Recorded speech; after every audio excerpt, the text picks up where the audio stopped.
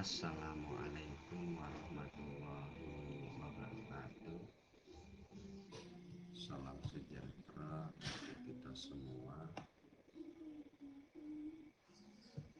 Pada kesempatan yang baik ini kita akan membahas tentang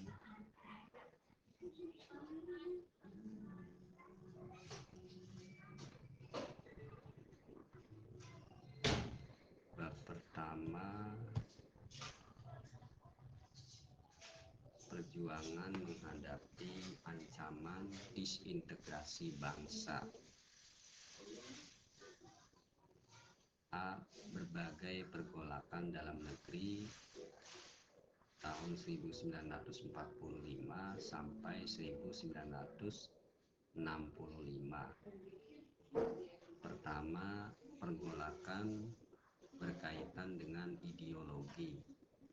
Kemudian kedua, pergolakan berkaitan dengan kepentingan. Dan ketiga, pergolakan berkaitan dengan sistem pemerintahan. Dari konflik menuju integrasi. Kesadaran terhadap pentingnya integrasi bangsa. Kemudian teladan tokoh persatuan.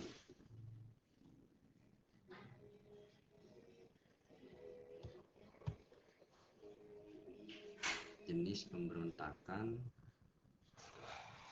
ada yang perbedaan ideologi, kemudian pergolakan akibat kepentingan, dan pergolakan akibat sistem pemerintahan. Yang berkaitan dengan ideologi, pertama pemberontakan PKI Madiun, kemudian ada pemberontakan DITII, selanjutnya pemberontakan G30 SPKI.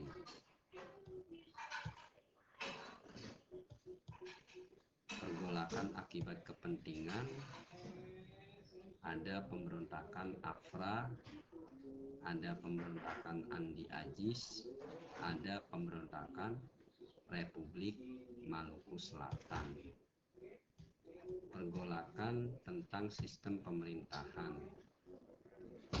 ada pemberontakan PRRI, ada pemberontakan Permesta, ada persoalan negara federal dan BFO.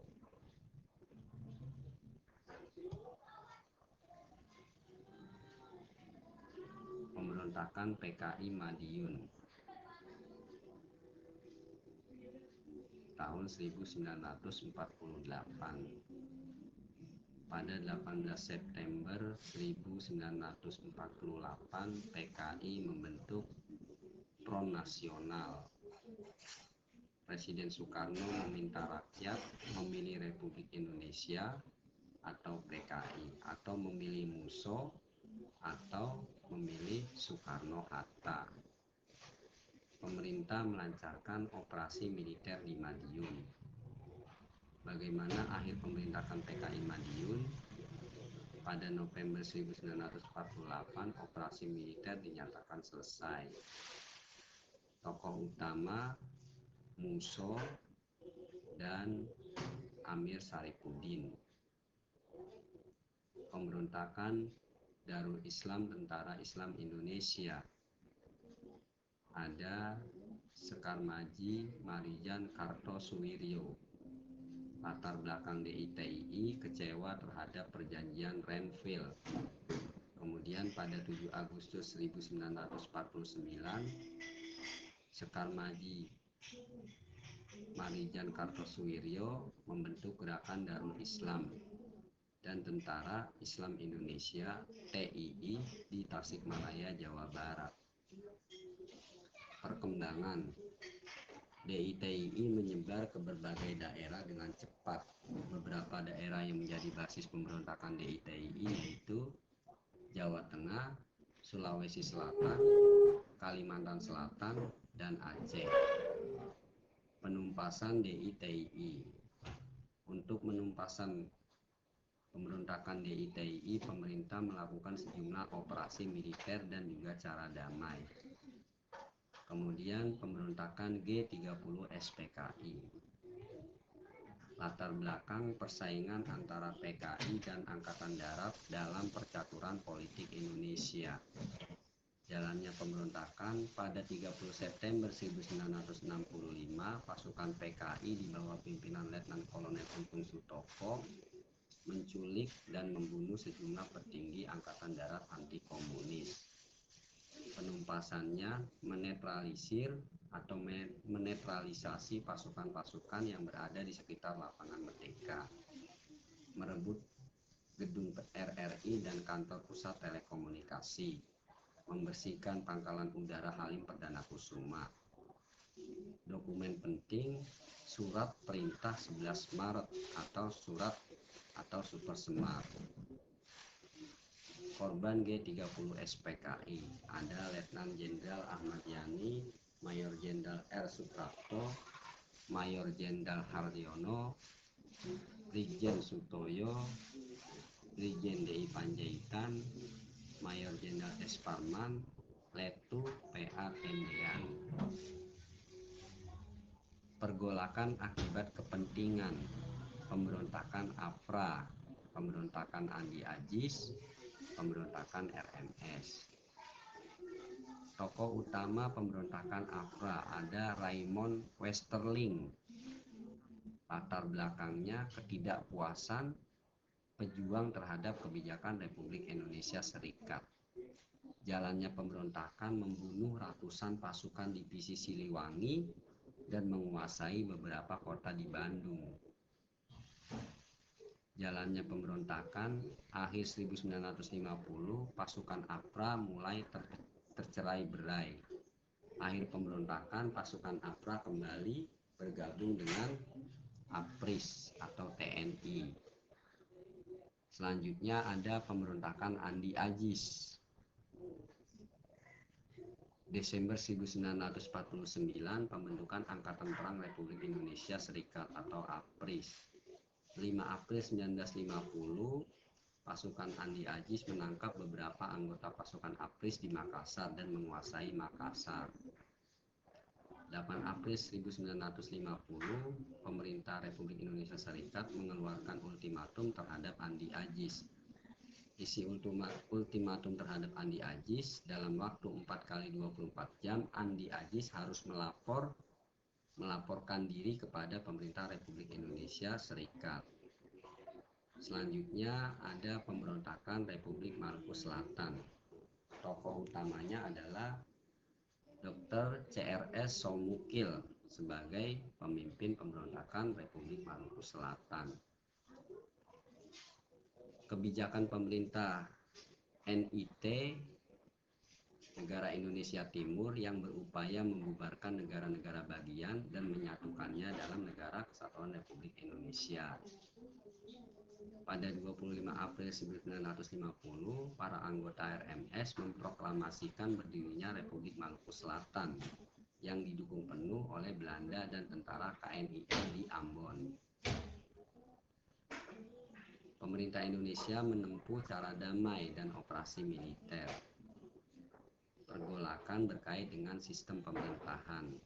Ada pemberontakan PRRI, kemudian pemberontakan Permesta dan persoalan negara federal dan BFO.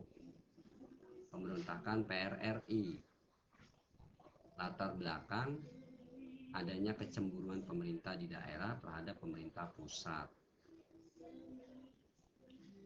Proses terjadinya pemberontakan, munculnya beberapa dewan daerah seperti Dewan Banteng, Dewan Gajah, Dewan Garuda, dan Dewan Manguni.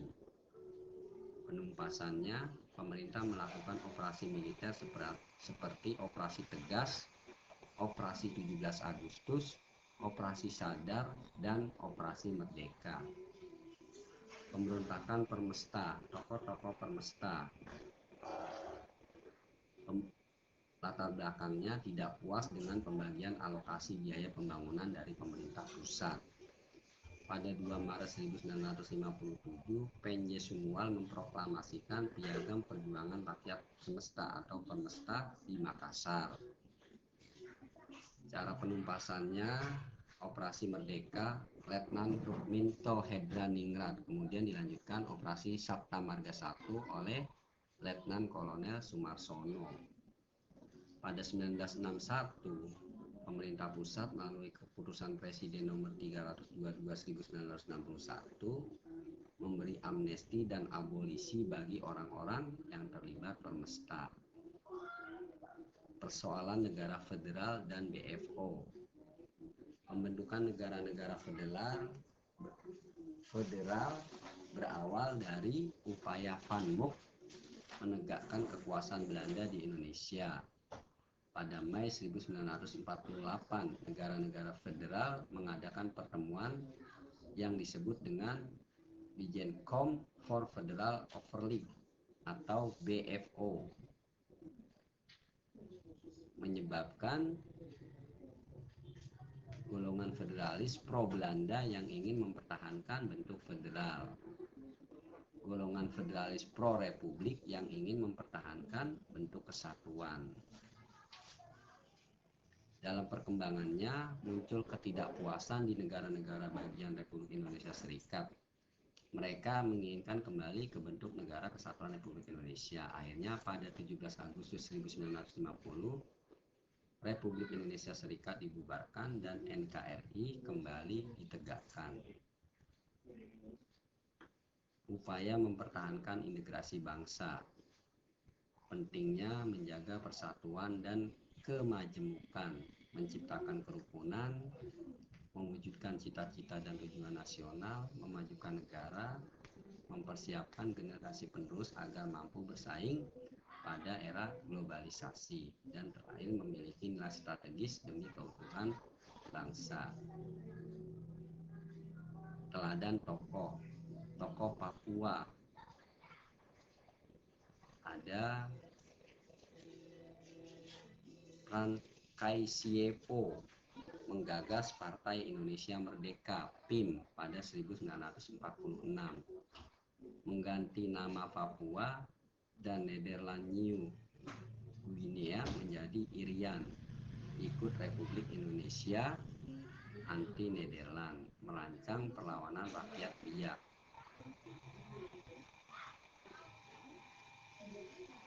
Silas Papare membentuk Komite Indonesia Merdeka (KIM) pada 1945, membentuk Partai Kemerdekaan Irian Indonesia (PKII), mendirikan Badan Perjuangan Irian di Yogyakarta pada 1949. Ada Martin Inday, merencanakan perlawanan melalui Partai Indonesia Merdeka, memimpin aksi protes yang didukung delegasi 12 kepala suku.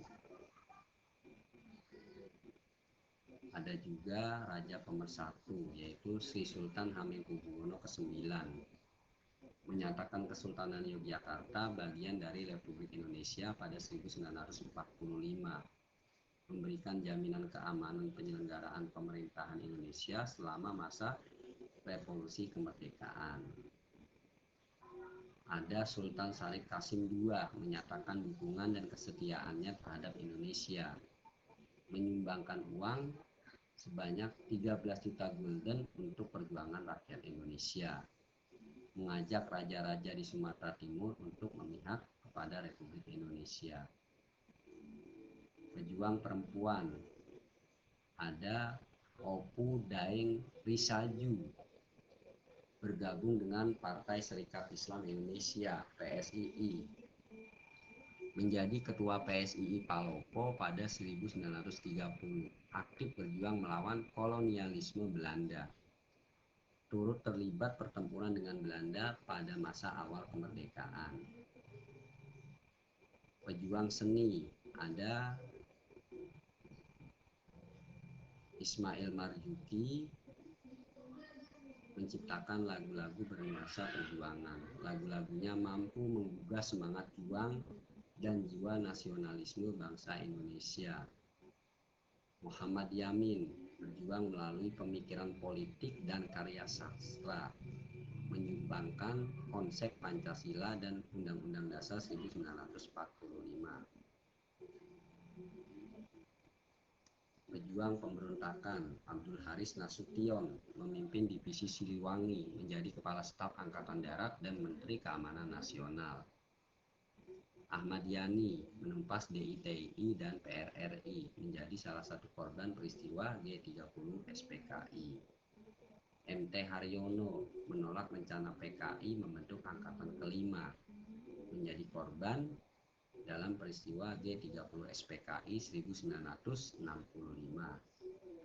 Slamet Riyadi menjadi Kepala Komando setiap peristiwa perlawanan di Surakarta, terlibat dalam penumpasan DITI di Jawa Barat dan RMS.